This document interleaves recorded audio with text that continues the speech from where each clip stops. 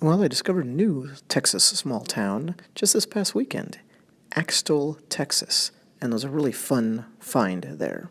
And there was the typical but always beautiful countryside and farms as we drove out to our destination. I actually went there for martial arts training, of all things. I can't ever see myself moving out to the country. I'm definitely a city guy, but I love whenever I am out there, especially for the idiosyncratic little finds like this. This is Axtell Barbecue. It's a restaurant, of course, but more than that, it's probably the most Texas place ever, I guess Alamo side, because it's a barbecue joint slash gun range.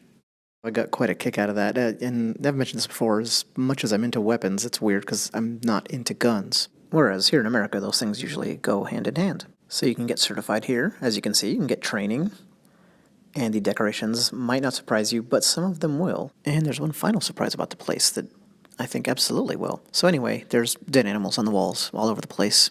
Dead animal parts, of course. And this is what you see a lot in this kind of place anyway, in Texas and obviously elsewhere in rural America. But there's this odd, crazy assortment of stuff, like this helmet here, a lot of military type stuff, as you can imagine, and firearms related decorations, collectibles, keepsakes, that kind of thing. They're just haphazardly stored and displayed all over the place. Kind of reminds me of my house, but with me it's more martial arts, of course. So, a book about Texas gun law just laying around. They have wall art like this, which I was really amused by. The style makes it look like it's pretty vintage, as does this one. They remind me of the airline safety brochures from when I was a kid. I'm having a great time eating and snapping pictures of all this stuff, but I noticed this kind of thing too, right? So, hungry. And that caught my eye, of course, as did other things like that. So there's an international flair at the place. You don't have to be a sleuth to have figured out that the proprietors, come from there because you could just hear it in their accents. So I was talking to them. This is very much a family business, and the father is from Romania, and the mother is from Hungary. And on the weekend, at least the day I was there, the kids are just hanging out there as well. Piano next to a foosball table, next to a case or cases of wine. Gives you an idea of the eclectic mix of stuff that's in there, which I really, really enjoyed looking at. Well, as you can imagine, then, the origin of the proprietors, that family, that was the final surprise. So we're in very small town Texas, in a very small restaurant, barbecue joint slash gun range, as Texas as it gets, like I say, but it's a family of immigrants that own and operate, and I assume conceived of, this place.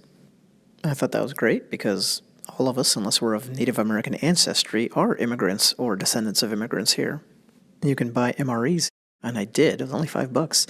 I'm going to try eating it with my daughter. She was with me, but she did leave it in the car in the 100-plus degree Texas heat for a few hours. I'm sure those are meant to be, indestructible, but still a little bit worried. Piece of heavy ordnance just laying around. That's the kind of thing you'll run into.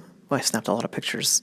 You can see some more reminders of the old country there. I was talking to the owner. He showed me pictures from Romania. We're talking about our mutual love of weaponry, even though it takes two different forms. He was showing me pictures of a museum from there. Very nice people, and just a cool place. So glad I tripped over it. And they also make, the most meat-filled barbecue sandwiches I've ever seen. That's the Axtell Barbecue in Axtell, Texas. Thanks.